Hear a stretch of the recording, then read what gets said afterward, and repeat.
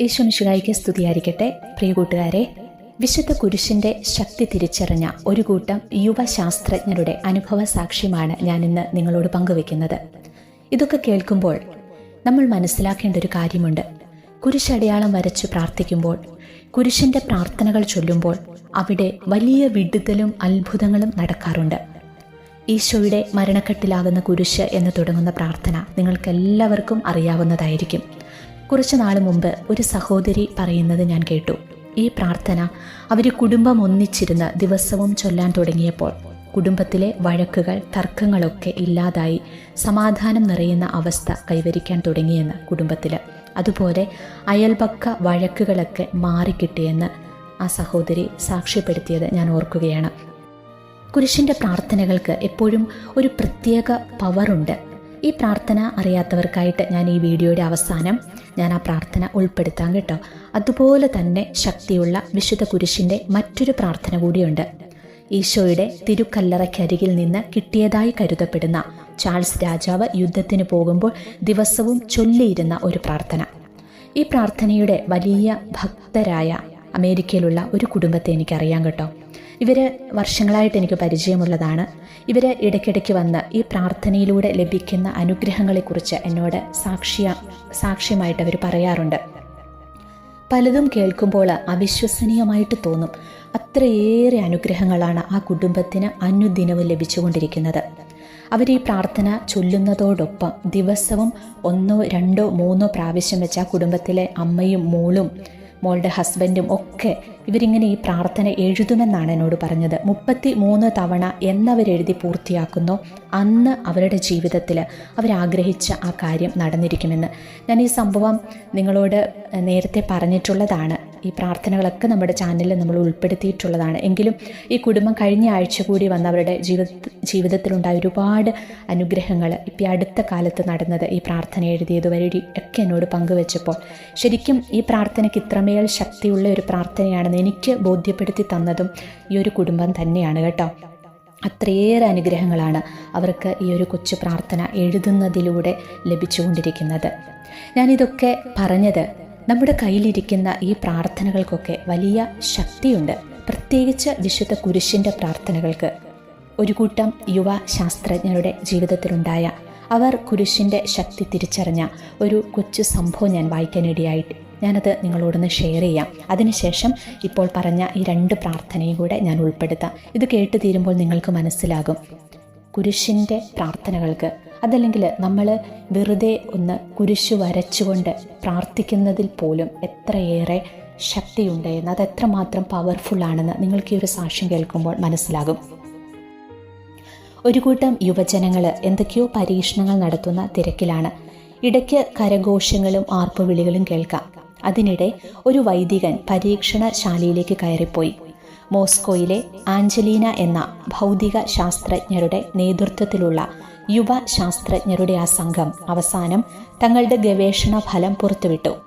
കുരിശടയാളത്തിന് എന്തെങ്കിലും ശക്തിയുണ്ടോ എന്ന് കണ്ടെത്താനുള്ള ശാസ്ത്രീയ ഗവേഷണത്തിലായിരുന്നു ഇവർ. പല സ്ഥലത്തു നിന്നുമുള്ള ജലത്തിലാണ് പരീക്ഷണം നടത്തിയത്. അതിൻ്റെ ഭാഗമായി ഒരു സാധാരണ ക്രൈസ്തവ വിശ്വാസി വെള്ളത്തിന് മുകളിൽ കുരിശടയാളം വരച്ചു. ശേഷം അത് ശാസ്ത്ര ഗവേഷണത്തിന് വിധേയമാക്കി. ജലത്തിലെ മാലിന്യങ്ങളും രോഗകാരികളായ ബാക്ടീരിയകളും കുരിശടയാളം പതിഞ്ഞതോടെ അപ്രത്യക്ഷമായി. മാത്രമല്ല, നല്ല ബാക്ടീരിയകൾ ജലത്തിൽ കാണപ്പെടുകയും ചെയ്തു. പ്രകാശം ആഗിരണം ചെയ്യാനുള്ള പ്രസ്തുത ജലത്തിൻ്റെ കഴിവ് 1.5 മടങ്ങ് വർദ്ധിച്ചതായും കണ്ടെത്തി. പിന്നീട് ഒരു കത്തോലിക്ക പുരോഹിതൻ വെള്ളം കുരിശടയാളത്തിൽ ആശീർവദിച്ചു. ഈ ജലം പരിശോധിച്ചപ്പോൾ അത് കൂടുതൽ ശുദ്ധീകരിക്കപ്പെടുകയും ഗുണമേന്മ വർദ്ധിക്കുകയും പ്രകാശം ആഗിരണം ചെയ്യാനുള്ള കഴിവ് 2.5 മടങ്ങായി വർദ്ധിക്കുകയും ചെയ്തതായും ശാസ്ത്രസംഘം കണ്ടെത്തി. പ്രപഞ്ചവും സൃഷ്ടികളുമെല്ലാം സൃഷ്ടാവായ യേശുക്രിസ്തുവിൻ്റെ കുരിശിൻ്റെ ശക്തി തിരിച്ചറിഞ്ഞ് രൂപാന്തരപ്പെടുന്നു എന്നാണ് നമ്മളിവിടെ മനസ്സിലാക്കേണ്ടത്. അങ്ങനെയെങ്കിൽ അവിടുത്തെ മക്കളായ നമ്മിലുള്ള അശുദ്ധി, ആസക്തികൾ, തിന്മയുടെ സ്വാധീനം, നെഗറ്റീവ് വികാരങ്ങളെല്ലാം നീക്കം ചെയ്യാൻ ദൈവപുത്രൻ്റെ കുരിശ് എത്ര അധികം ശക്തമാണ്. ജലത്തിൻ്റെ ഗുണമേന്മ വർദ്ധിച്ചതുപോലെ കുരിശടയാളത്താൽ ക്രിസ്തുവിൻ്റെ പുണ്യയോഗ്യതകളാൽ നമ്മളും നിറയപ്പെടും. കുരിശടയാളത്താൽ രോഗങ്ങൾ സൗഖ്യമാകും, സാത്താന്യ ശക്തികൾ ഓടിയകലും, പ്രതികൂലങ്ങൾ മാറിപ്പോകും, കൊടുങ്കാറ്റും പേമാരിയും ശാന്തമാകും, വ്യക്തികളും സമൂഹങ്ങളും സ്ഥലവും വിശദീകരിക്കപ്പെടും, അനുഗ്രഹിക്കപ്പെടും, സംരക്ഷിക്കപ്പെടും. കാരണം ആധിപത്യങ്ങളെയും അധികാരങ്ങളെയും അവൻ നിരായുധമാക്കി കുരിശിൽ അവയുടെ മേൽ വിജയമാഘോഷിച്ചുകൊണ്ട് പരസ്യമായി അവയെ അവഹേളന പാത്രങ്ങളാക്കി. കൊളോസോസ് 2:15 നമ്മൾ വായിക്കുന്നുണ്ട്. പ്രിയമക്കളെ, നിങ്ങൾക്കിപ്പോൾ മനസ്സിലായില്ലേ നമ്മൾ വരയ്ക്കുന്ന ഒരു കുരിശടയാളത്തിൽ പോലും എത്രമാത്രം ശക്തിയുണ്ട് എന്ന്? ഇന്നു മുതൽ ഭക്ഷണം കഴിക്കുന്നതിന് മുമ്പും പഠിക്കാനിരിക്കുന്നതിന് മുമ്പും ജോലിക്ക് പോകുന്നതിനും മുമ്പുമൊക്കെ നിങ്ങൾ എന്ത് ചെയ്താലും ആ ചെയ്യുന്ന സ്ഥലത്തൊരു കുരിശടയാളം വരച്ച് നിങ്ങൾ നിങ്ങളുടെ കാര്യങ്ങളൊന്ന് ചെയ്തു നോക്കൂ. ഇടയ്ക്കിടയ്ക്ക് കുരിശടയാളം വരച്ച് നിങ്ങളെ തന്നെ ഒന്ന് വിശദീകരിക്കൂ. നിങ്ങളിൽ അത്ഭുതം നടക്കും. കുടിക്കുന്ന വെള്ളത്തിലും കഴിക്കുന്ന ഭക്ഷണത്തിലും മരുന്നിലും പഠിക്കുന്ന പാഠപുസ്തകത്തിലുമൊക്കെ മടി കൂടാതെ കുരിശടയാളം വരച്ചുകൊണ്ട് നിങ്ങൾ ആ ഓരോ കാര്യങ്ങൾ ചെയ്ത് ഭക്ഷണം കഴിച്ച് വെള്ളം കുടിച്ച് പഠിക്കുന്നതിന് മുമ്പ് ആ പാഠപുസ്തകത്തിൽ കുരിശടയാളം വരച്ചിട്ട് ഒന്ന് പഠിക്കാൻ തുടങ്ങിക്കേ. പിന്നെ അവിടെ തിന്മയ്ക്ക് പ്രവേശനമില്ല. നന്മ കൊണ്ട് ജീവിതം നിറയട്ടെ.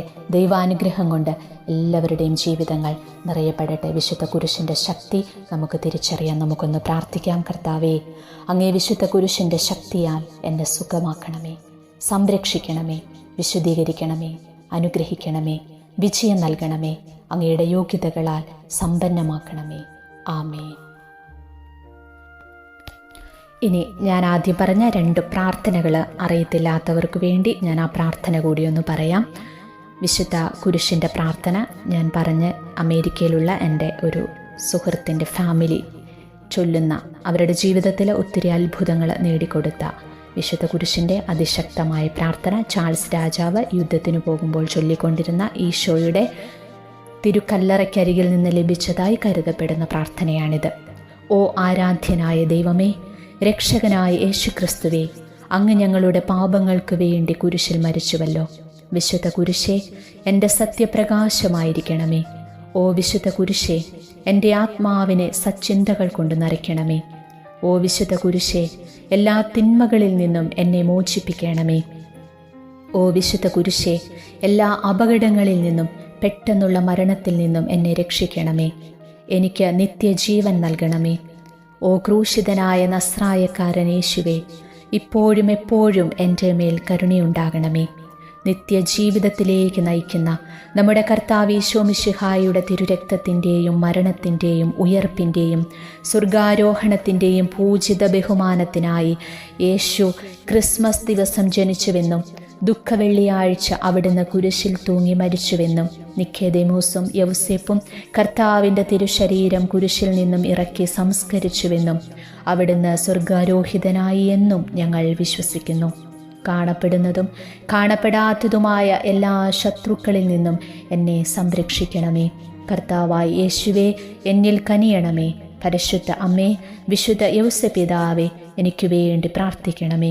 ഭയം കൂടാതെ കുരിശ് വഹിക്കുവാനുള്ള ശക്തി അങ്ങയുടെ കുരിശിൻ്റെ സഹനത്തിലൂടെ എനിക്ക് നൽകണമേ. അങ്ങയെ അനുഗമിക്കാനുള്ള കൃപാവരം എനിക്ക് നൽകണമേ. ആമേൻ. ഇനി ഞാൻ പറഞ്ഞ മറ്റൊരു പ്രാർത്ഥന ഇതായിരുന്നു, കുരിശിൻ്റെ സംരക്ഷണ പ്രാർത്ഥന. ഈശോയുടെ മരണക്കെട്ടിലാകുന്ന കുരിശ് ഞങ്ങളുടെ 4 അതിർത്തികളിന്മേൽ നാട്ടി, മുൾക്കിരീടം കൊണ്ട് വേലി കെട്ടി, തിരുരക്തം കൊണ്ട് പൊതിഞ്ഞ്, കോടാനുകോടി മാലാഖമാരെ ചുറ്റി നിർത്തി, യാതൊരു അന്ധകാര ശക്തികളോ വ്യക്തികളോ ഈ ഭവനത്തിലേക്ക് കടന്നു വരാത്ത വിധം അങ്ങയുടെ ദിവ്യമായ സംരക്ഷണം എനിക്കും എൻ്റെ കുടുംബത്തിനും കുടുംബാംഗങ്ങൾക്കും നൽകി അനുഗ്രഹിക്കണമേ. ആബാ പിതാവേ, അങ്ങയുടെ കരങ്ങളിൽ ഞാനിതാ വിശ്രമിക്കുന്നു. പരിശുദ്ധ അമ്മയുടെ സംരക്ഷണ കാപ്പയുടെ തിരുനിഴലിൽ ഞങ്ങളെ പൊതിഞ്ഞു സൂക്ഷിക്കണമേ.